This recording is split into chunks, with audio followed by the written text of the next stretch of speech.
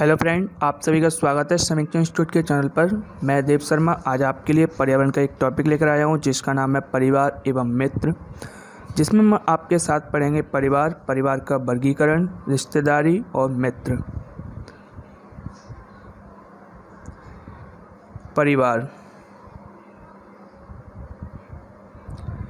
परिवार वह संस्था है जिसमें बालक का जन्म होता है, विकास होता है और उसी में उसका अंत हो जाता है। यंग एवं मैक के अनुसार परिवार प्राचीनतम एवं मौलिक मानव समूह है। इसका ढांचा समाज में विशेष रूप से भिन्न होता है, परंतु केंद्रीय कार्य जैसे कि बच्चे का पालन करना, समाज की संस्कृति से परिचित कराना, सारांश रूप में उसका समाजीकरण करना परिवार के सामान्य कार्य हैं। परिवार की रचना पति, पत्नी और बच्चों से होती है। इसके स्वरूप में भिन्न भिन्न समाजों में अलग अलग हैं, परंतु वे सभी रूप अपने सदस्यों को सामान्य घरेलू शिक्षा देते हैं और उनके गौण विकास में सहायता करते हैं। परिवार शब्द अंग्रेजी भाषा के फैमिली शब्द हिंदी का रूपांतरण है। फैमिली शब्द की व्युत्पत्ति लैटिन भाषा के फैमुलस नामक शब्द से हुई है, जिसका अर्थ है नौकर, लेकिन इस अर्थ में परिवार का अर्थ नहीं लगाया जा सकता है। फैमुलस के विस्तृत अर्थ में परिवार समाज की एक ऐसी इकाई है जिसमें माता पिता, उनके विवाहित अविवाहित बच्चे तथा अन्य सदस्य सम्मिलित रहते हैं और जो उत्तरदायित्व का स्नेह की भावना से परस्पर बंधे हुए रहते हैं। परिवार शिक्षा का अनौपचारिक साधन है और इतना होते हुए भी इसका महत्व अपने में अत्यधिक है। रेमंड के अनुसार दो बच्चे भले ही एक ही विद्यालय में पढ़ते हों, समान रूप से शिक्षकों से प्रभावित होते हों, समान अध्ययन करते हों, फिर भी अपने सामान्य ज्ञान, रुचियों, भाषण, व्यवहार और नैतिकता में अपने घरों के कारण जहाँ से वे आते हैं पूर्णतया भिन्न होते हैं। मैकाइवर एवं पेज के अनुसार परिवार वह समूह जिसमें स्त्री पुरुष के यौन संबंध पर्याप्त निश्चित होते हैं और इनका साथ इतनी देर तक रहे जिसमें संतान उत्पन्न हो एवं उसका पालन पोषण हो। क्लेयर ने कहा था कि परिवार से तात्पर्य माता पिता और बच्चों के संबंधों की व्यवस्था से है। डार्कमैन के अनुसार परिवार वह समूह है जिसमें पुरुष गृहपति होता है और स्त्री या स्त्रियों और उसके बच्चों को मिलाकर बनता है, और इसमें कभी कभी एक या एक से अधिक अविवाहित पुरुष भी होते हैं। अब देखते हैं परिवार का वर्गीकरण। सदस्यों की संख्या या परिवार की प्रकृति के आधार पर दो प्रकार का होता है, एकल या केंद्रीय या नाभिकीय परिवार और विस्तृत या संयुक्त परिवार। अधिकार के आधार पर परिवार दो प्रकार का होता है, पितृसत्तात्मक और मातृसत्तात्मक परिवार। निवास के स्थान पर परिवार 6 प्रकार का होता है, पितृस्थानीय परिवार, मातृस्थानीय परिवार, मातृपितृ स्थानीय परिवार, मातुल यानी कि मामा जहाँ पे निवास करते हो वहाँ का परिवार, या नव स्थानीय यानी कि हम दूसरी जगह जाके रहने लगे वो नया स्थान हो गया नव स्थानीय परिवार, द्विस्थानीय परिवार। वंश नाम के आधार पर भी परिवार 3 प्रकार के होते हैं, पितृवंशीय परिवार, मातृवंशीय परिवार, उभयवंशीय यानी कि उभयवाही परिवार। विवाह के आधार पर परिवार 6 प्रकार के होते हैं, एक विवाही परिवार, बहुविवाही परिवार, बहुपत्नीक विवाही परिवार और बहुपति विवाही परिवार, भ्रातृक बहुपतिक परिवार और अभ्रातृक बहुपतिक परिवार। उत्तराधिकार के आधार पर परिवार 3 प्रकार का होता है, पितृरेखीय यानी कि पितृमार्गीय परिवार और मातृरेखीय यानी कि मातृमार्गीय परिवार और मातृरेखीय परिवार। नामकरण के आधार पर परिवार 2 प्रकार के होते हैं, पितृनामी और मातृनामी। परिवार के कर्ता की स्थिति के आधार पर 2 प्रकार के जन्म मूलक और प्रजनन मूलक परिवार। अन्य आधारों पर भी देखा जाए तो परिवार 4 प्रकार के होते हैं, समरक्त परिवार, विवाह संबंधी परिवार, नगरीय परिवार और ग्रामीण परिवार। Classification of family. परिवार को आकार की दृष्टि से 2 भागों में बांटा गया है, संयुक्त और एकल। संयुक्त परिवार यानी कि जॉइंट फैमिली। प्राचीन काल से ही भारतीय सामाजिक जीवन का मुख्य आधार संयुक्त परिवार ही है। संयुक्त परिवार में 2-3 पीढ़ियों के सदस्य शामिल रहते हैं। ये एक दूसरे से संपत्ति, आय तथा पारस्परिक अधिकारों, कर्तव्यों से जुड़े रहते हैं। संयुक्त परिवार में माता पिता, पुत्र पुत्री, भाई बहन, पुत्रवधू एवं उनके बच्चे, चाचा चाची, दादा दादी आदि एक साथ एक ही घर में रहते हैं। अतः संयुक्त परिवार का मुखिया होता है और मुखिया ही प्रत्येक सदस्य के लिए आवश्यकता अनुसार धन का व्यय सम्मिलित ढंग से करता है।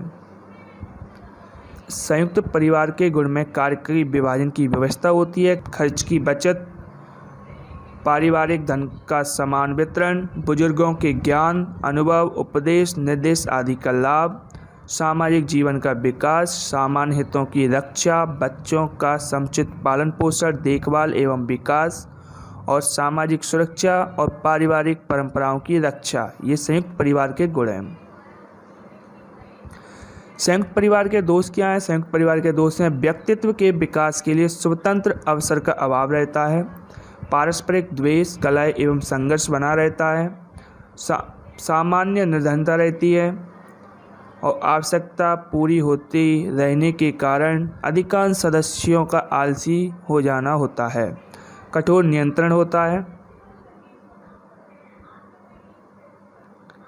एकल परिवार यानी कि न्यूक्लियर फैमिली, एक परिवार का स्वरूप लघु होता है।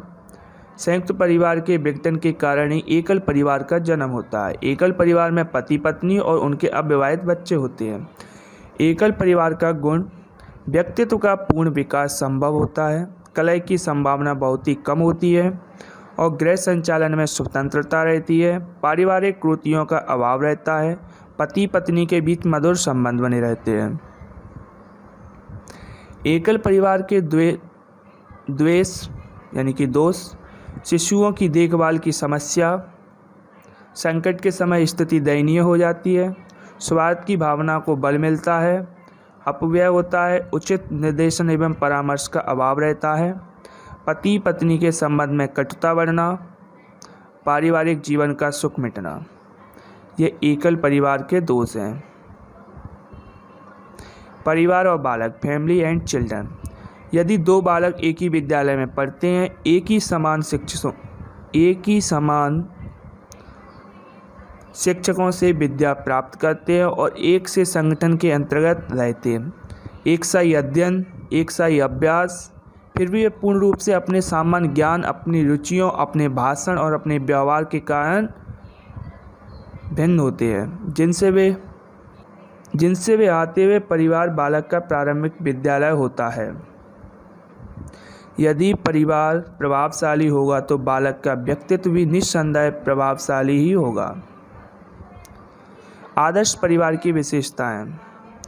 परिवार का मुखिया परिवार की पूर्ण व्यवस्था करे, इससे अच्छा परिणाम होगा। यदि परिवार में झगड़े होंगे तो परिवार का वातावरण दूषित होगा और बालक पर इसका अच्छा प्रभाव नहीं पड़ेगा।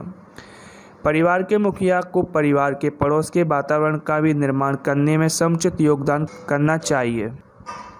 परिवार में मानसिक वातावरण स्वस्थ होना आवश्यक है। निर्भरता और शिक्षा के कारण परिवारों में ये अभाव देखने को मिलता है। परिवार के मुखिया को चाहिए कि वे अपने समुदाय में पुस्तकालय, वाचनालय चलाएं। इस कार्य में वे दूसरों का सहयोग प्राप्त करें। समुदाय को सांस्कृतिक रूप से ऊंचा उठाए, इससे समुदाय का वातावरण ठीक होगा और परिवार भी उससे प्रभावित होगा। परिवार में बालक को नैतिकता, सामाजिकता का प्रशिक्षण दिया जाना चाहिए। परिवार में व्यवस्थापन का गुण विकसित किया जाना चाहिए। उत्तम आदतों का निर्माण, रुचियों का विकास, आचरण का विकास, व्यक्तित्व के विकास पर विशेष ध्यान देना चाहिए। परिवार का महत्व। बालक की शिक्षा में परिवार का अत्यधिक महत्व होता है। परिवार को बालक की प्रथम पाठशाला कहा जाता है। परिवार रुधिर संबंधों तथा सामाजिक संबंधों से उत्पन्न होता है। जीवन के प्रारंभिक वर्षों एवं सर्वाधिक महत्वपूर्ण वर्षों में बालक के लिए परिवार ही समस्त सामाजिक वातावरण है। जब वह विद्यालय जाना आरंभ करता है तो उसका दायरा बढ़ता है और वह दूसरों से मित्रता करना आरंभ करता है। परिवार फिर भी कुछ वर्षों के लिए उसके सामाजिक वृत्त का केंद्र बिंदु बना रहता है। रूसो का विचार था कि समाज बालक को दूषित करता है। वे बालक की शिक्षा व्यवस्था अलग करना चाहता है। उसका विचार है कि सभ्यता से दूर पिता बालक को प्रकृति की गोद में शिक्षा दे। पेस्टोलॉजी रूसो के विचारों से विपरीत पेस्टोलॉजी शिक्षा के अनौपचारिक साधन के रूप में शिक्षा को महत्व देता है उनका मानना था कि घर शिक्षा का सर्वोत्तम साधन है और बालक का प्रथम विद्यालय है। फ्रोबेल पर भी पेस्टोलॉजी का प्रभाव था। उसने बालक की शिक्षा में माता का महत्व बताते हुए कहा कि माताएं आदर्श अध्यापिकाएं हैं और घर द्वारा दी जाने वाली अनौपचारिक शिक्षा सबसे प्रभावशाली एवं स्वाभाविक है। श्रीमती मांटेसरी ने बालक की शिक्षा में घर का महत्वपूर्ण योगदान अनुभव किया है। उसने विद्यालय को बचपन का घर कहा है। परिवार के कार्य। कुछ ऐसे कार्य होते हैं जिनकी पूर्ति सिर्फ परिवार से ही की जा सकती है, जैसे कि सामाजिक नियमों एवं रीति रिवाजों के आधार पर संतान का जन्म एवं पालन पोषण जो परिवार की साक्षी जिम्मेदारी होती है, स्नेह और प्यार जो परिवार के सदस्य एक दूसरे से करते हैं, शैक्षणिक कार्य, मनोरंजनात्मक कार्य। परिवार में लिंग आधारित चुनौतियां होती हैं जिसकी वजह से बालक एवं बालिकाओं और स्त्री पुरुष में भेदभाव किया जाता है। बच्चों को बाल श्रम से मुक्ति दिलाने के लिए राष्ट्रीय बाल श्रम उन्मूलन प्राधिकरण की स्थापना 26 सितंबर 1994 को की गई। मित्रता एक अनोखा रिश्ता होता है जो जाति, धर्म, संप्रदाय, अमीर गरीब, ऊंच नीच आदि संकीर्ण मानसिकता से अछूता है। मित्रता हृदय को जोड़ती है। इसी आधार पर मित्र एक दूसरे के लिए कुछ भी करने के लिए तत्पर रहते हैं। सच्चा मित्र सुख एवं दुख में समान भाव से मैत्री निभाता है। मित्रता अनमोल धन है, इसकी कीमत नहीं लगाई जा सकती है। सच्चे मित्र में किसी भी कारण, चाहे वे सामाजिक, आर्थिक एवं सांस्कृतिक क्यों न हो, व्यवधान नहीं हो सकता। पियाजे और मीड ने सहपाठियों के प्रभाव पर अधिक जोर दिया। इस संबंध में पियाजे का कहना है कि इस उम्र में जो संबंध होते हैं उनसे प्रजातांत्रिक विचारधारा अत्यधिक प्रभावी होती है। अंग्रेजी में सहपाठियों के लिए जिस पीयर शब्द का प्रयोग किया जाता है इसका मतलब ही समानता होता है। इस समूह को दो भागों में विभाजित किया गया है, बालकों का क्रीड़ा समूह और किशोरों का समूह। बालकों का क्रीड़ा समूह, इस समूह में रहकर बालक की भाषा का विकास होता है, स्वयं को अभिव्यक्त करने की क्षमता विकसित होती है। इसी प्रकार सहयोग, प्रतिरोध, प्रतिस्पर्धा, नियंत्रित रहना, नियंत्रण करना, अनुशासन की आवश्यकता, नेतृत्व करने की क्षमता, आलोचना करना और उसे सहना और दूसरों के साथ समायोजन करना, नियमबद्धता आदि गुणों के विकास में क्रीड़ा समूह का महत्वपूर्ण योगदान रहता है।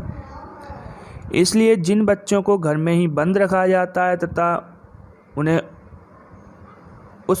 उस उम्र के बालकों के साथ खेलने से मना किया जाता है जो अंतर्मुखी, दब्बू, चुपचाप रहने वाले, डरपोक, माता पिता पर अत्यधिक निर्भर, ओढ़े हुए, अनुशासन में उच्चखल तथा भीरू होते हैं।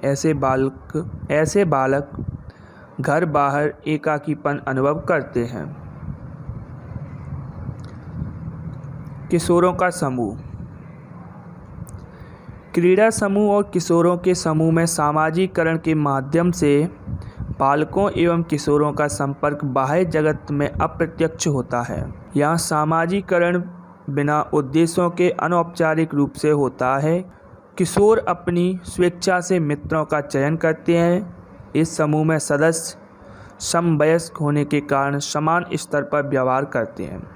किशोर समूह के सदस्यों की रुचियों और हित समान होते हैं।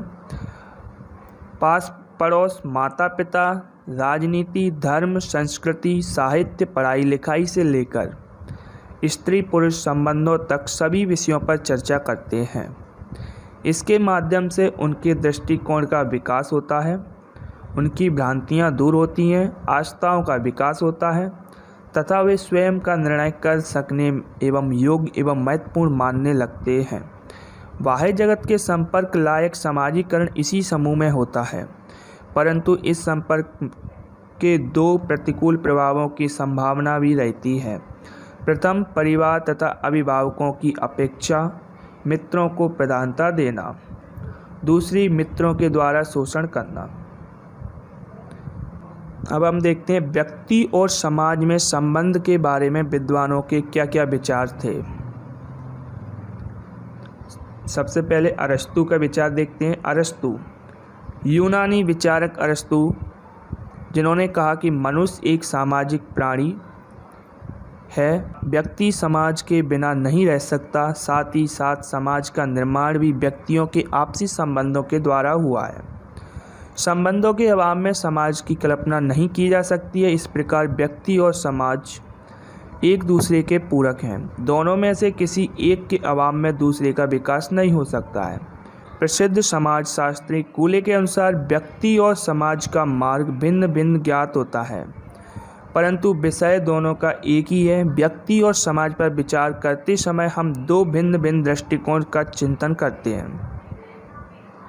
रिलेशनशिप, रिश्तेदारी।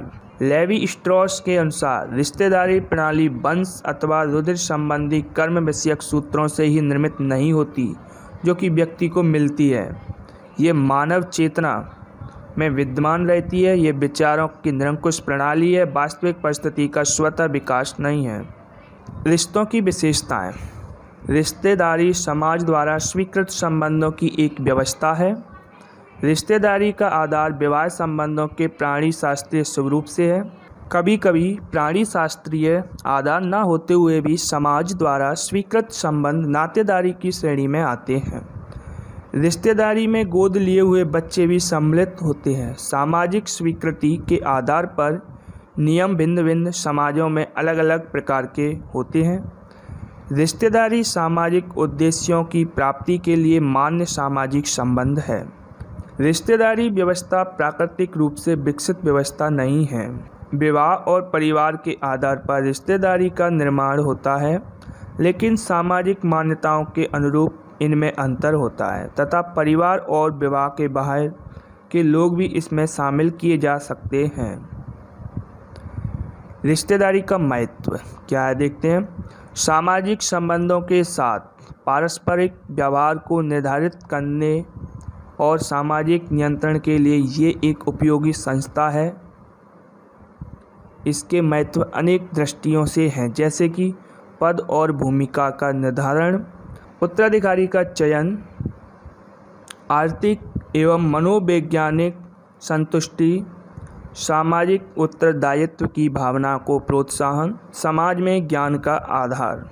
थैंक यू फ्रेंड्स, हमारी वीडियो यहीं कंप्लीट होती है। अगर आपको हमारी वीडियो अच्छी लगी हो तो लाइक एंड शेयर जरूर कीजिएगा और कमेंट कीजिएगा। और अगर आप इस चैनल पर न्यू हैं तो सब्सक्राइब करें और बेल आइकन जरूर दबाएं। अगर आप इस वीडियो की PDF फाइल पाना चाहते हैं तो हमें टेलीग्राम और व्हाट्सएप के माध्यम से फॉलो कीजिए, जहां हमारे ग्रुप की लिंक नीचे डिस्क्रिप्शन में दी गई है। Thank you.